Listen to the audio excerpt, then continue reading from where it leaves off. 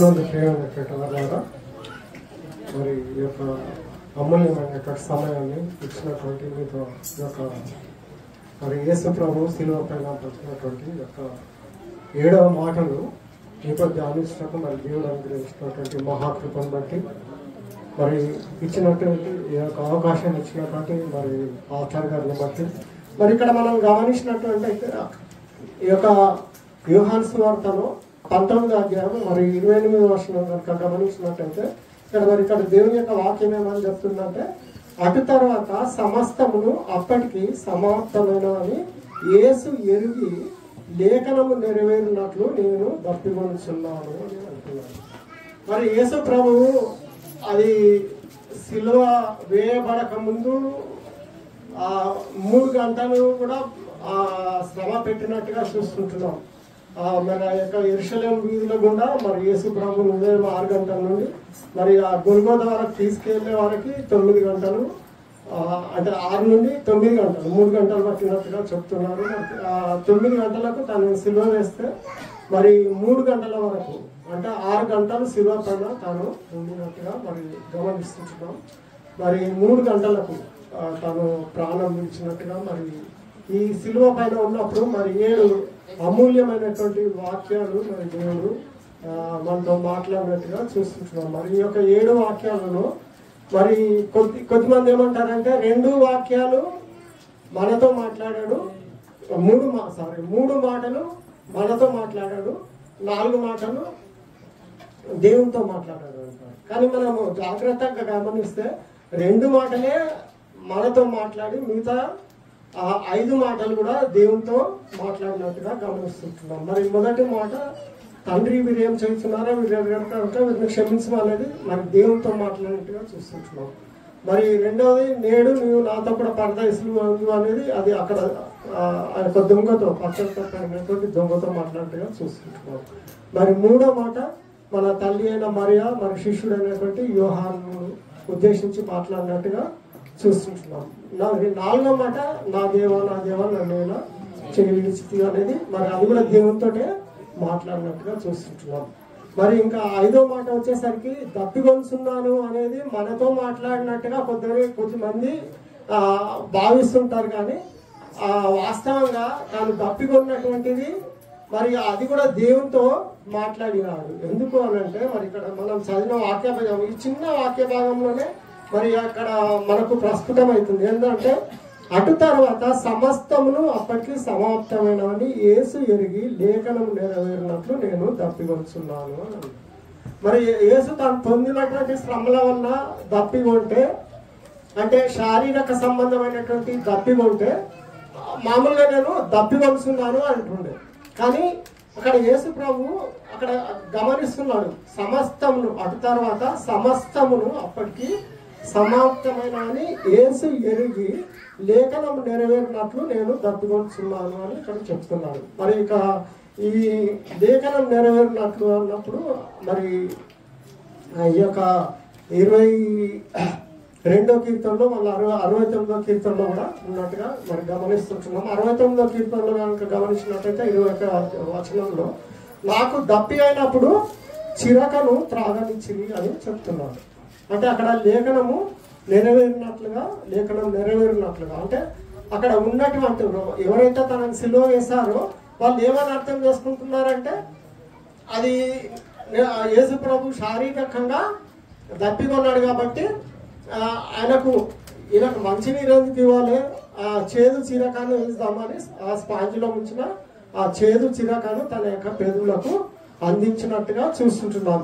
అంటే అక్కడ లేఖనం నెరవేరబడినట్లుగా మనము గమనిస్తుంటున్నాం. కానీ ఇక్కడ యేసు ప్రభు చెప్తున్నాడు, సమస్తమును అప్పటికి సమాప్తమైన యేసు ఎరిగి లేఖనం నెరవేరినట్లు నేను దప్పికొనుచున్నాను. అంటే సమస్తం కూడా అప్పటికి సమాప్తమైనవని అక్కడ యేసు ప్రభు గమనిస్తున్నాడు. ఆ సమస్తం ఏమైనవి అంటే అది అంటే యేసు ప్రభు ఇక్కడ తాను పొందినటువంటి దాహము మరి శారీరక దాహం కాకుండా అది ఆత్మ సంబంధమైనటువంటి దాహం అని ఇక్కడ దేవుని యొక్క వాక్యము తెలియజేస్తున్నారు. అంటే తను దేవుని యొక్క చిత్తాన్ని నెరవేర్చడానికి ఈ లోకంలోకి వచ్చాడు కాబట్టి ఆ దేవుని చిత్తాన్ని నెరవేర్చడం ద్వారా మరి తాను దప్పికొని మరి ప్రజలందరి రక్షణార్థమై తాను అక్కడ దప్పి ఉన్నట్టుగా మరి దేవుని యొక్క వాక్యము సెలవిస్తుంది. మరి నిజంగానే శారీరకంగా దప్పి ఉంటే తన దప్పిని తాను తీర్చుకునేవాడు. ఎందుకంటే మరి దేవుడు సర్వ సృష్టి కూడా తానే ఆది సంభూతుడై ఉంటున్నాడు. మరి సర్వం కూడా మరి ఆయన ద్వారా ఆయన మూలంగా కలిగినట్టుగా మనం చూస్తుంటున్నాం. కలిగి ఉన్నది ఏది కూడా మరి యేసు ప్రభువు లేకుండా కలగలేదు అని దేవుని యొక్క వాక్యము సెలవిస్తుంది. కాబట్టి సర్వ సృష్టిని సృజించిన దేవుడు తన వాక్కు చేతిలో సృజించినటువంటి ఆ యొక్క దేవుడు మరి తన యొక్క దాహం తీర్చుకోవాలని అనుకుంటే నా దాహం తీరుగా కంటే దాహం ఆడ తీరిపోతుంది. కానీ యేసు ప్రభు తాను పొందింది అది ఆత్మ సంబంధమైనటువంటి దాహమై ఉంటుంది. అందుకొరకు మరి ఒక ఈ యొక్క శారీరక సంబంధమైన దాహాన్ని ప్రజల దాహాన్ని తాను తీర్చినట్టుగా చూస్తుంటున్నాం. అది ఈ యొక్క ఎప్పుడైతే మరి ఈ యొక్క నిర్గమకాండము 17వ అధ్యాయంలో కనుక గమనించినట్టయితే మొదటి 7 వచనాల్లో కనుక గమనించినట్టయితే అక్కడ మరి ఇశ్రాయేలీయులు యొక్క ఐగుప్తు నుండి వారు ఐగుప్తు నుండి బయలుదేరినప్పుడు వాళ్ళు అంచెలంచెలుగా బయలుదేరుతున్నారు. ఒక ప్రదేశం నుండి బయలుదేరి ఇంకో ప్రదేశంలో దిగి ఆ ప్రదేశం నుండి ఇంకొక ప్రదేశానికి వెళ్తున్నారు. వాళ్ళు మొదట ప్రయాణమై వారు ఎక్కడ ఏతాము అనే ప్రదేశంలో వారు దిగినట్టుగా చూస్తున్నాం. తర్వాత ఏమైంది, అక్కడి నుండి మరి సీను అరణ్యంలోకి వచ్చినట్టుగా చూస్తున్నాం. అయితే మరి వారు బయలుదేరినప్పుడు మరి దేవుడు వారికి తోడై ఉన్నాడు. పగలు అది మేఘస్తంభమై, రాత్రి వేళ అగ్నిస్తంభమై వారికి ముందుగా నడుచుచు దేవుడు వారికి తోడై ఉండి వారిని ముందుగా నడిపించున్నట్టుగా అక్కడ దేవుని యొక్క వాక్యము సెలవిస్తుంది. అయితే ఎప్పుడైతే వీళ్ళు ఇశ్రాయేలు ఈ సీను అరణ్యంలో నుండి బయలుదేరి రెఫీదీము అనే ప్రదేశంలో వారు దిగుతారు. రెఫీదీము అనే ప్రదేశంలో దిగినప్పుడు వారు ఇంకా వాళ్ళకు బాగా దాహం వస్తుంది. అక్కడ ప్రజలకు అక్కడ ఇశ్రాయేలులకు దాహం తీసుకుందామంటే నీళ్లు ఉండవు కాబట్టి వాళ్ళు మోసే పైన సనుగుతారు. మాకు నీళ్లు కావాలి, ఆ నీళ్లు అక్కడ ఆ ప్రదేశం ఎక్కడ కూడా నీళ్లు లేవు కానీ మోసే మీద సనుగుతున్నారు, మాకు నీళ్లు ఇవ్వమని అంటున్నారు. మరి ఇక్కడ కాకుండా ఇంకో ప్రదేశానికి వెళ్దామని అనడం లేదు కానీ ఏమంటున్నారు, మాకు నీళ్ళు ఇవ్వు, మాకు త్రాగడానికి నీళ్ళు ఇవ్వు అని అంటున్నారు.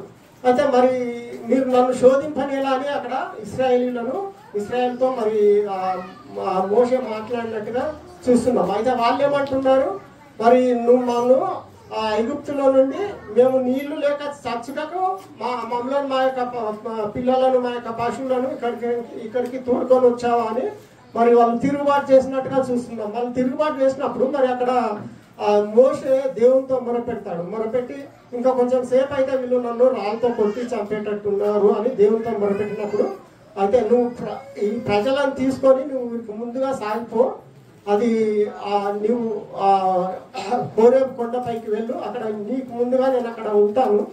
మరి నీవు ఐగుప్తులో నదిని కొట్టినటువంటి ఆ యొక్క కర్రను తీసుకొని నువ్వు ఆ హోరేబు బండను కొట్టు. ఆ హోరేబు బండను కొట్టినప్పుడు అందులో నుండి నీళ్లు వస్తాయి. మరి అప్పుడు ఆ యొక్క ప్రజల దాహము తీర్చవచ్చు అని అక్కడ దేవుడు సెలవించినప్పుడు మరి ఆ యొక్క హోరేబు కొండపైకి వెళ్ళి మరి అక్కడ దేవుని సన్నిధిలో మరి ఆ యొక్క రాయిని కొట్టినప్పుడు అక్కడ నీళ్లు వచ్చినప్పుడు ఆ ప్రజలందరూ వారి యొక్క దాహాన్ని తీర్చుకున్నట్టుగా చూస్తున్నాం. అంటే దేవుడు తన ఒక ఆత్మ సంబంధమైనటువంటి దాహాన్ని ఆ శిలువ పైన అది దప్పిక కొన్నట్టుగా చూస్తున్నాం.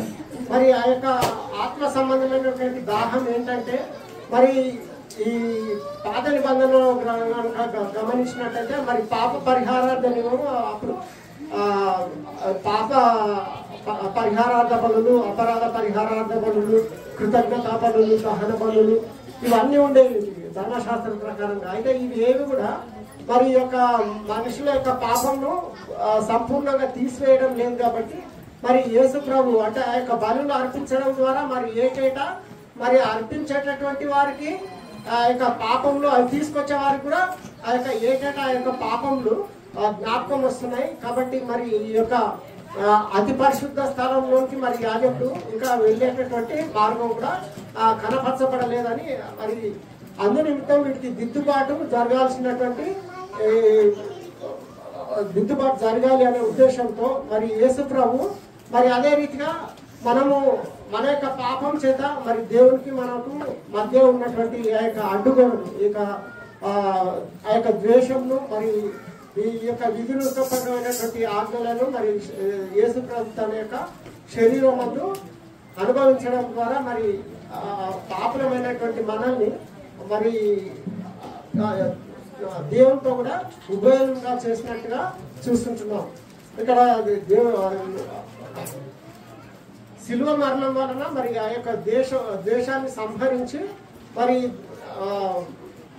మనల్ని దేవుణ్ణి ఏక శరీరంగా చేసి దేవునితో సమాధాన పరచు నిమిత్తము మరి మన సమాధానానికి యేసుప్రభువే కారకుడు అయినాడు అని చెప్పినట్టుగా చూస్తున్నాం. మరి పాపం ఎరిగినటువంటి తాను పాప శరీరాకారంతో ఈ లోకంలోకి పంపబడి ఆ యొక్క మన యొక్క పాపంకు సంబంధించినటువంటి శిక్షను తన శరీరమందు అనుభవించినట్టుగా చూస్తున్నాం. మరి అదే రీతిగా మరి ఆ శాపం ఎరిగినటువంటి యేసు ప్రభు మరి ఈ లోకంలోకి వచ్చి ఆ యొక్క శిలువ ప్రాణుపై వేలాడి మన యొక్క శాపాన్ని తొలగించినట్టుగా చూస్తాం. మరి గలతీయులకు రాసిన పత్రిక 3వ అధ్యాయంలో గమనించినట్టయితే మరి రాణి మీద వేలాడిన ప్రతివాడు కూడా శాపగ్రస్తుడు అని దేవుని యొక్క వాక్యం తెలియజేస్తుంది. మరి ఆ యొక్క శాపంను తానే తన శరీరమందు ఆ యొక్క మన యొక్క పాపాన్ని మన యొక్క శాపాన్ని తన శరీరమందు మరి తను భరించినట్టుగా చూస్తుంటున్నాం. కాబట్టి అంటే దేవుడు మన యొక్క పాపంలను మన యొక్క శాపంలను